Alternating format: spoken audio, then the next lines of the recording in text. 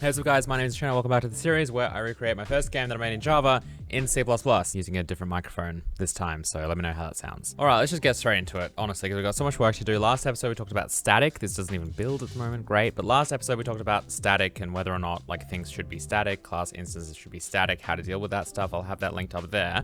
Because of that though, we didn't really get much work done, so hopefully today we're going to actually spend our time programming, because we need to get this show on the road, because this game needs to be shipped. Everyone's waiting for it, obviously.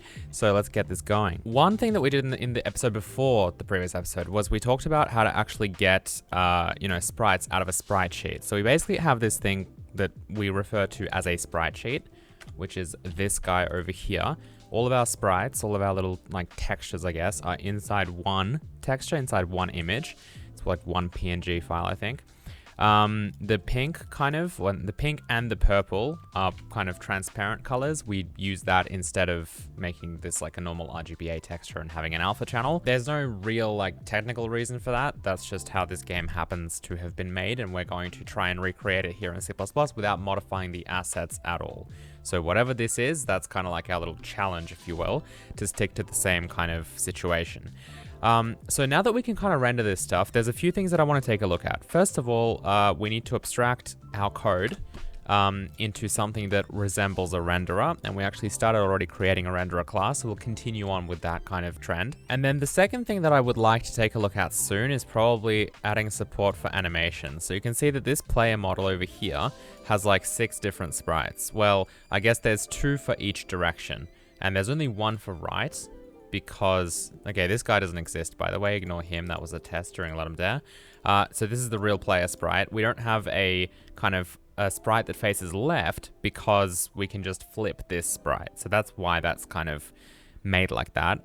But for the kind of, facing up and facing down, there's 2 of these guys because there's like an animation. He kind of alternates. And actually, I believe there's supposed to be 3. I think that you can flip this guy horizontally as well, because see how his foot is it's only like the left foot when he's facing away, but it should alternate maybe to the right foot. So if you flip that whole sprite, then you'll get the same thing, but with his foot here instead, and it looks like it's his right foot. So maybe it needs to go if this is index 0, index 1, then we go back to index 0, and then we flip to index 1 but flipped. And that's kind of like number 2. And then we go back to 0. So it's like 0, 1, 0, 1 flipped, 0, 1, 0, 1 flipped. That might be the sequence of animation. Although we can always look at the original Java code probably to see how that works. But anyway, what I'm going to do is to start off with, let's actually implement that renderer. So we started kind of talking about it, and then we got hung up with the whole static thing, but we do have 2 kind of image renderers that we basically made here, and like a static kind of instance, I guess, of game layer. I also wanted to take out this game layer class and actually make it a separate file, so we might also do that. Okay, so this is how we rendered the sprite. Ideally, what we would probably want to do is, we talked about this as well, I just need to remember what we did, because this series is of course entirely live, no planning, so I'm trying to do things on the fly and show you guys how I think. So we had all of these static tiles here, which we decided were a little bit silly to have, but what is important with it is the sprites as well, by the way, are static, is of course the index of the sprite. So we do still need some place where we can define these kind of coordinates, because what these coordinates map to are like the X and the Y index from within that sprite sheet, right? So the X and the Y of where this is by cell, and I think we discovered it was from the top, right? So, this guy over here would, for example, be 2, 1, right? This guy. So that still needs to be stored somewhere. We still need kind of that to be defined somewhere. But it just doesn't need to be an instance of the sprite class. And then hopefully what we can do is go into the screen class, which is the renderer, probably copy most of this code. I don't know if I should copy it or if I should just write it like I would these days. Maybe that would be better. And then we can kind of render it, and then we also have to provide an offset. So maybe let's try and do that. Maybe let's try and render somewhat of a tile map today using that renderer class. So how do I want to begin? So we do need some kind of image to render to, and I think that what we probably should do is create I think I want to tie this renderer directly to an image. So I think what we can do is maybe just create a renderer that actually takes in a walnut image 2D, right? Is that what it's called? Or it's probably just an image. It takes in like a target kind of image. So we'll include walnut image, walnut image. So we have that shared pointer being taken in here. And it's actually going to store like a reference to that. It probably doesn't even, like, it could create its own image. I think that would also be okay, but then it has to deal with resizing it, and we already kind of did that. And that way, I guess we can just provide it an image. We don't have to, it can store the image so that it has context to render to. But I guess the other thing is, at the end of the day, you know, we could also just store the image data there. Because we kind of need that as well, don't we? Because maybe we don't even need the image. Because we have image set data, image data. Yeah, let's do that instead maybe. It's just that this also does need to be resized though. So that's also another consideration. Okay, so there's a few things we could do. I think I am probably just gonna make this be completely almost separate from walnut. So we won't have walnut like at all here, and we will just have this. But then the question is, do we... I guess we would just... Let's just have this kind of create like a renderer of a certain size. So we might have like an initial width and height for the image. And then we can have like a get image data. Maybe I'll call it get image buffer. That will return that. And then what I can do is I can also add like a kind of on resize. And then what that will do is obviously take this in. We should definitely hold the width and the height, which I'll just set to 0, initialize to 0, initialize this to non-pointer. And then what we'll do is, this should be in Genesis, namespace Genesis. Let's just quickly implement this using Visual Assist. Okay, so we'll do m width, width, m height, height. Thanks Visual Studio for these errors, much appreciated. Oh, actually I may have done something wrong somewhere. No. I think it's just, is it really just the type? Yeah, standard int.h includes these kinds of type definitions. Okay, and then we'll do image equals, I guess we'll call this image buffer, equals new uint32t width, or m width, doesn't really matter, times height. On resize basically does that. So we'll get it to delete the old one. I think also, like, if we really wanted to, we could, how about we change this to be like resize if needed. And then that way, we can kind of just make this be like if width is width and height is height, then we'll return. So that way, if the stored width and height is the same as what it already is here, we can just skip that. Otherwise, we'll assign these guys. And then actually do the resize, basically, which will just do that. And then, like, if we wanted to, we could, like, clear at this point in time. Again, the game in Java didn't actually have this. Like, it didn't have resizing. You launched it, like, that, there's no resizing. So this is kind of a new feature. So we can't really copy the strategy directly here. But I guess we probably should do some kind of clearing here. Because if we don't, then... Like, obviously, we've just deleted the old one, created a new one of a different width and height. You would probably want to then do rendering. So this is probably the first thing you would do. So kind of like I think what we did here with resizing, potentially. Yeah, so this was kind of like the resizing that happened. And then you can see we changed image data to be scaled window width and height. So basically what we've done is we've kind of taken away this because we've abstracted that away into the renderer class. And so now what we have instead, we don't need this anymore. We can keep that if we want, and we can just set it to not take anything in if we want. And then when we create the renderer, which I'm going to, It doesn't really matter. It doesn't really matter, does it? We could make it a shared pointer like it already is here, but it honestly doesn't matter. So we'll have a renderer here. This can go away. Well, actually, we'll keep that because we'll use that in a minute. We'll create the renderer here with 96540, which again is kind of arbitrary. We probably should set it up to be created maybe when a size is actually needed. And then what we'll do is basically on UI render. So this is where the resize supposedly happens, which as you can see is after we've kind of drawn the image. But remember, the image still needs to be resized.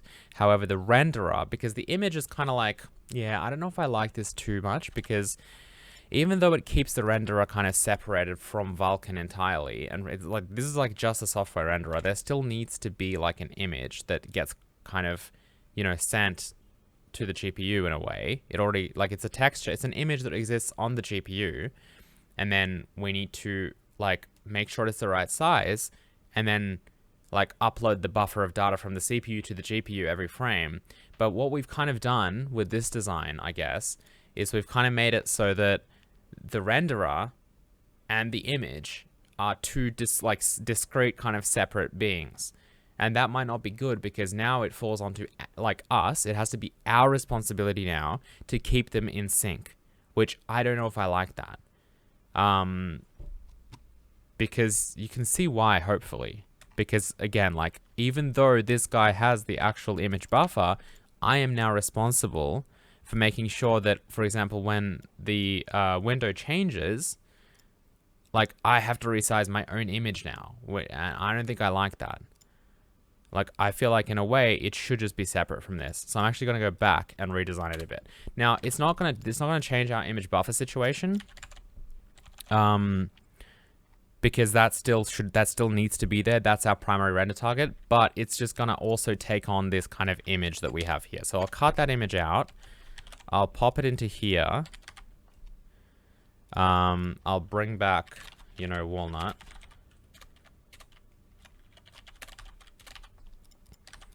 And this is probably a joke. Really? Did we not? So shared pointers and stuff are stored in memory, in a header file called memory, without the H. Why does it keep bringing the H in? Which I'm sure has the standard int as well, so we can get rid of that, but that's a bit weird. I thought that would have been there. Yeah, now we just kind of tie these two together. So we just have an image and its buffer, if that makes sense. And then we can obviously need to create this with the format as well. So we can just take, you know, this, and then maybe, you know, width and height. So we'll create that. We've got that. We've got the image buffer, which, by the way, we should definitely add a destructor. Not necessarily definitely, but it's good to do that. Because we might recreate the renderer maybe, I'm not sure, but that will just release the buffer. We've got the image, which we can now get rid of. So now the renderer just takes in a size. That's kind of it. All of this stuff, you know, we can kind of, you know, clear with random colors. So we can do, well, I'll just call it clear random. This is an English essay. So clear random is just like probably a utility function, which we'll delete later, but it's just good for testing. And that will just do this. So we'll go through width times height, which I thought that said width, times height, and just do image buffer I equals walnut random uint. So it's kind of taking that away. We will do, so the resize if needed will also kind of go back to here and recreate the image with width and height. So the scaling we will still obviously need to do outside of this class because that's kind of irrelevant. Yeah, and that basically makes all of that go away, I think. And then finally, we still need the image descriptor set. So we can have get image buffer, even though we probably won't use that. And then really it's this. It's going to be a function called get image that's going to return image. And then that way, to get this, we can just do mRenderer get image and then get descriptor set. Now the width and the height, you can see we do width times image scale because the image here is actually going to be at a different size. So this is also something that we potentially need to think about because is the renderer aware of its size? And I think it might, but no, because the image is the same. Yeah, so I guess we do use scaled window width and height just like we did here. So we'll kind of think about that. But for now, we'll leave that as is. So basically what I'm saying is that the width and height of this buffer and the image will always be tied together. It kind of has to be anyway, because the image itself is a buffer on the GPU. So if we do, like, the alternative would be us scaling it ourselves, but that's silly. We can just let the GPU upscale it when it gets rendered, like we were originally doing. In which case we could also just have basically the renderer provide, like, you know, get width, which would return width, and get height, which would return height. And then this just gets replaced with renderer get width and renderer get height. So hopefully that makes sense. Now, this situation doesn't really need to exist, this if check, because you can see we're kind of doing that already in resize if needed. That's why we called it resize if needed, because it does do a check here before it goes ahead and resizes, which means we can just chuck that in kind of and have it run every frame, because it's only going to resize if it is needed. So we can do resize if needed with obviously scaled window width and scaled window height, because that's the one that's divided by 3. We might play with the scaling and change the way it works, because at the moment what might happen is it might not necessarily make our like, it might actually kind of increase the bounds of our world in a way, because we're physically going to have more pixels to render. So whereas we probably want to make things bigger, so we probably want this number 3 to be dependent on, like, how many tiles of the world we want to show in one view. So we will probably play with that later. Yeah, and then this whole section goes away. So we just have image. Now it's important, you can see we do this first, and then we do resize if needed. Because if we do that first, it's going to delete our old image potentially, and then we'll render nothing. We'll render random pixels or something weird. So we always want to do that first, and then even if this does resize our image and delete it, since we've already submitted that, it's not going to delete the image from the GPU memory in, like, immediately. It's going to, like, defer that and queue it up so that eventually, when it comes time to, when it's definitely already been used and rendered, like, that submission's over and we're ready for a fresh image, it will do the actual freeing of that image then. So basically what I'm saying is it'll keep that old image around until it's definitely no longer used, which is quite useful. And that's just something Walnut does for us. Okay.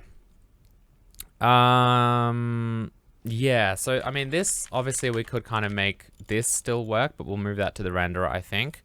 Image set data, yeah, that's no longer necessary, but that does mean though that we do have to set the data at some point in here. So what I'm going to do is I'm going to make a function called prepare. Should I call it prepare? I don't know if it should be called prepare. I'll just say update image, maybe. So update image is a function that I guess will basically just go ahead and do image set data image buffer, because that needs to be done basically before. The reason I wanted to call it prepare is because it needs to be done before we actually get image. But I don't want to chuck it into this function because we might want to do this multiple times per frame, but really this only needs to be done once per frame. So it is a bit annoying, but we have to make sure we do renderer update image basically as soon as we're done rendering using the renderer. That can go away. That was just boilerplate kind of, well, not boilerplate stuff, but explanation stuff from the previous episode. And now we have our first kind of thing where we want to be able to maybe render a sprite from this sprite sheet. Now the sprite sheet itself is somewhat static, right? There's only one instance of this ever.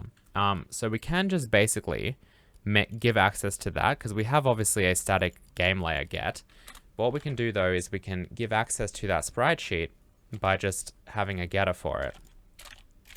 So get sprite sheet, and we could obviously shove this into like a resource manager, but that I would say is almost over engineering it a little bit, because it just, you don't need to have all these abstract classes or whatever. So you can see this is not static, but because this is static, it gives us access to a game layer instance that can then access everything that's public and not static, obviously. So now that we have that, oh yeah, the problem is going to be that because game layer is actually in this CPP file, right, it's going to kind of mean that we can't access it because we don't have a declaration of it that's accessible inside render.cpp. So now would be a good time to go over here and actually make that be, and I might just call it game. So it's almost mimicking the game that we had here, because you can see we have a main class kind of called game, which actually has the main function. Similar to that, we'll make a game CPP file as well.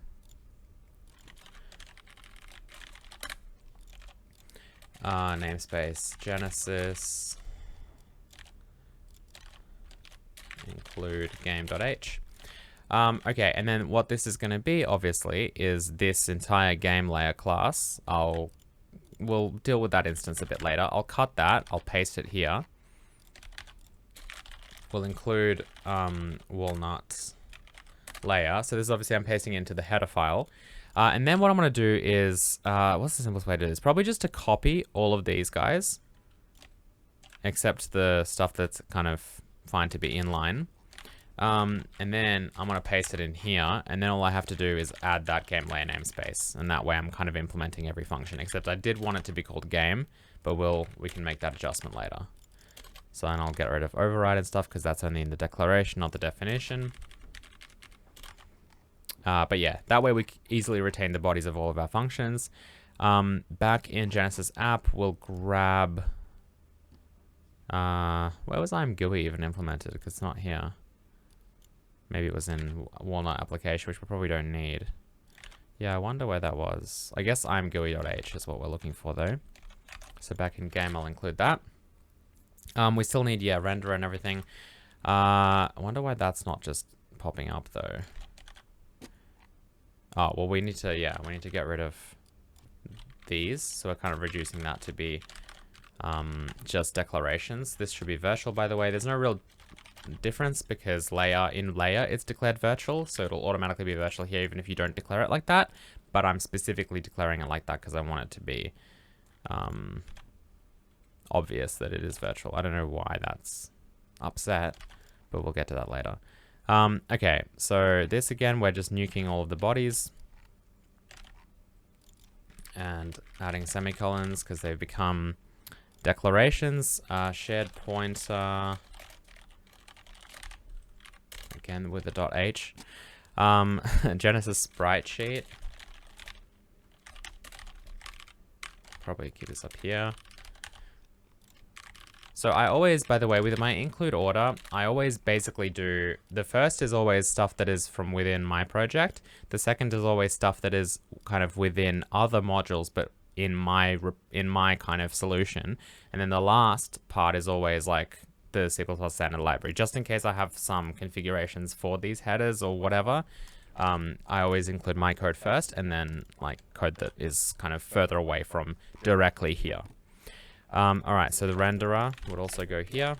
Oh, that's probably why it just wasn't defined. There we go. Okay, and then, yeah, image data, we'll sort that out. Okay, so now we've kind of moved that here. We still need to deal with this game layer instance, which used to be like this weak pointer. So if we grab that, we can put that into the CPP file. So that kind of is the same, right? And then we can put this here like it was before. So that's the implementation of game layer get. I think, yeah, I guess we can just keep everything as is. And that's probably okay. So let's quickly rename, keep pinning these things. Let's quickly rename this to just be game. So, by the way I did that, I should probably explain that. Alt-Shift-R if you have Visual Assist. I think you can probably do it with Visual Studio as well. Yeah, Control-R seems to work. But Alt-Shift-R with Visual Assist, and then you can just give it another name. And it should update it everywhere. Should being the keyword, because C++ is a complicated language, and there could be some issues and areas where it doesn't do the right thing, basically. Okay, so, what's next? So clear random should still kind of draw the background. We just need to be able to draw our player.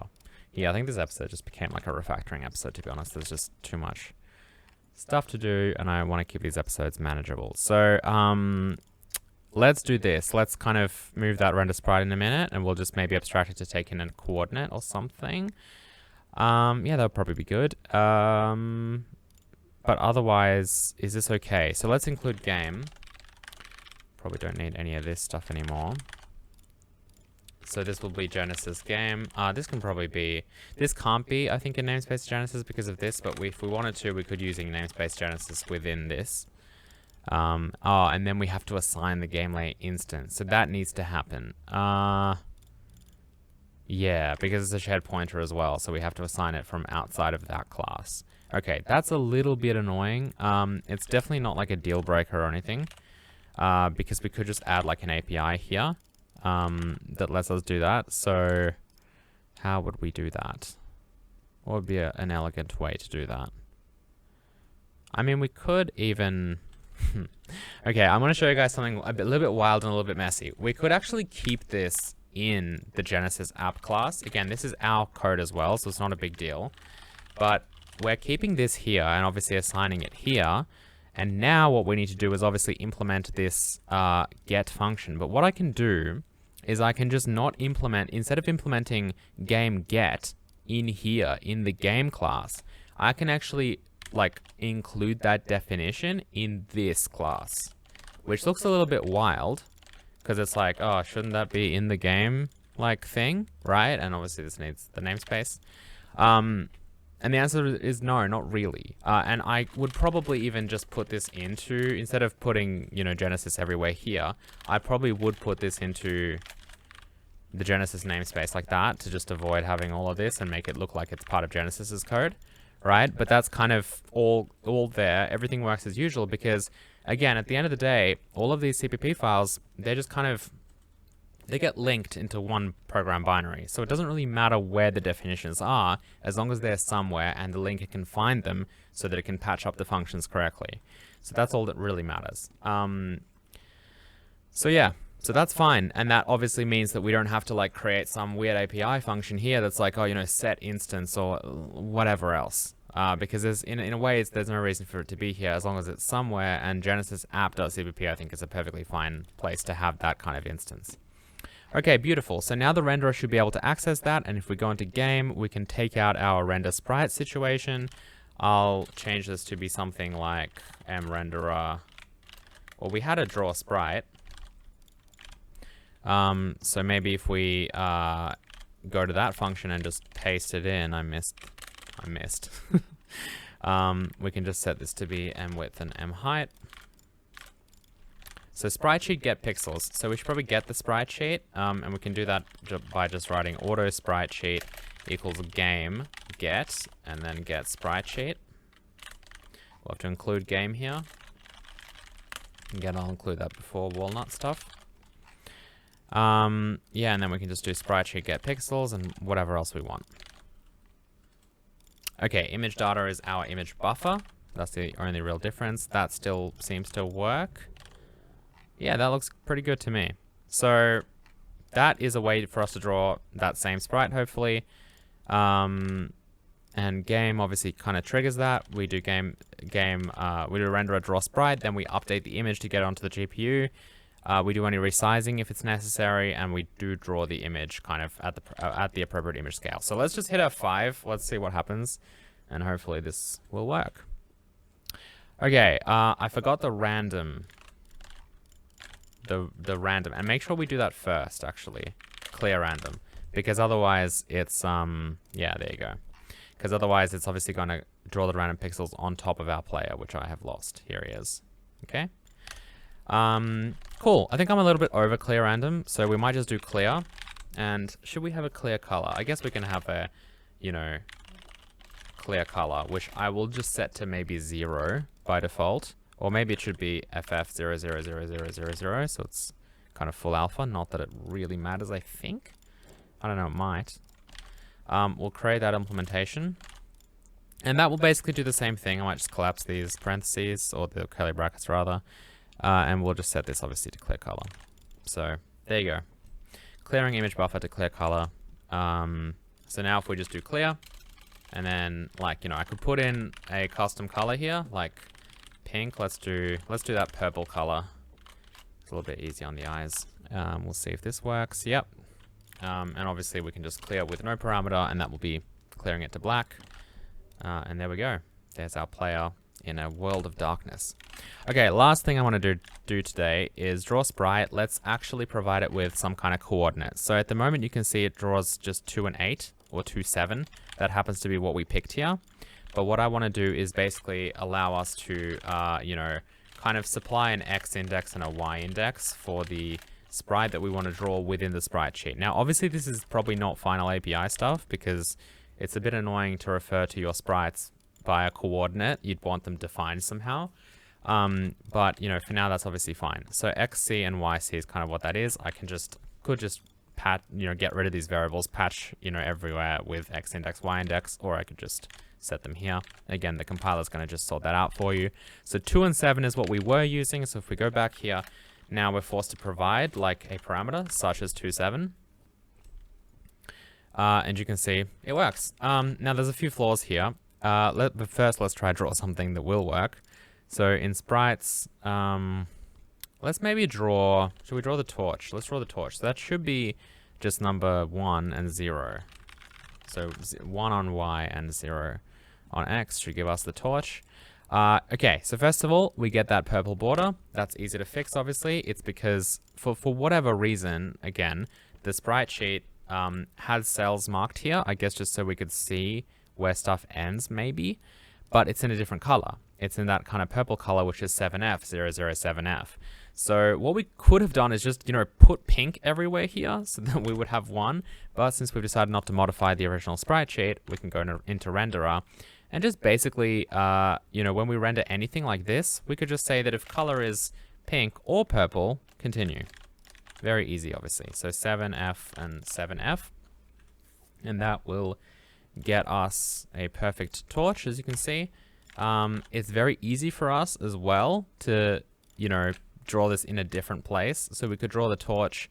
Let's draw the player first and then the torch on top of it. And by different place, I really just meant we can draw multiple sprites very easily by just doing that more than once.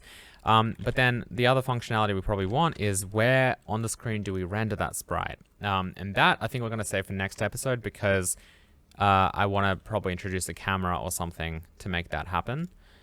And was that all that? Oh yeah, the problem. So if we decide to do something stupid like 20, which is outside of the bounds of the sprite sheet, we're gonna, I was gonna say we're gonna crash, but we didn't crash. Not really sure why. Let's have a look at what actually happened. Oh, actually, well, yeah, we probably should have crashed. It probably just wrapped around to a different part of the buffer or something, maybe. But basically, if we specify an X index that's completely high, right, then 20 by that's going to be the wrong coordinate. And so when we initially, like, we'll be at a different region of this kind of sprite sheet pixels buffer, if that makes sense. So what we should do is the sprite sheet should probably, like, it has a width and a height. And if you exceed that, like, it probably shouldn't draw anything. So when it multiplies this with the sprite sheet, we could just do a little check to see if XP is less than 0 or XP is greater than or equal to, well, that's the starting coordinate as well. So if XP is greater than or equal to, what should we do? We should do, I think, so sprite sheet get width. Let's just get it up here, maybe. Sprite sheet width. I did sprite size here. And sprite sheet height. Get height. So if it's basically sprite sheet width minus sprite size, because I think that'll be out of bounds as well. Or the same thing, but with Y and heights everywhere. Whoops. So YP, YP. So that then we can basically return, but it'd be nice to print like a little message being like, you know, sprite. Oh my goodness, what's going on? Sprite index X, that. What am I doing, man? Come on. Comma, Y index is out of bounds. So So we won't draw it, but we will print a message, which we need to include IOStream for, that will just kind of, you know, tell us that we're doing something wrong. We could even assert here or break or whatever if we wanted to see, but you can see we get a nice little message that just tells us that's out of bounds, and it won't draw it because that could crash or, you know, cause a memory access violation, or best case scenario, I guess, draw the wrong sprite, which we don't need. So if we clear that, we should be pretty good. Okay, so we've just kind of spent today, I guess, reorganizing stuff. We've done quite a lot of reorganization. We've introduced this renderer, obviously. It seems to work. Resizing, I didn't really test, but I'm sure that will work, considering it would have had to resize on like the first frame. So you can see that works fine. It doesn't make anything bigger, as you can see. So this is the same size player as this. So instead, what we're doing is we're just allowing us to see more space. So we're kind of adding more resolution, which is kind of like what you would want from like a desktop system, but maybe not from a game necessarily. You might want that from a game, but maybe not from this game, because it will make it easier in a way. You'll see more and you'll know where the females are, so you can find them. So yeah. Anyway, I hope you guys enjoyed this episode. Don't forget to hit the like button if you did, and I'll see you next time. Goodbye.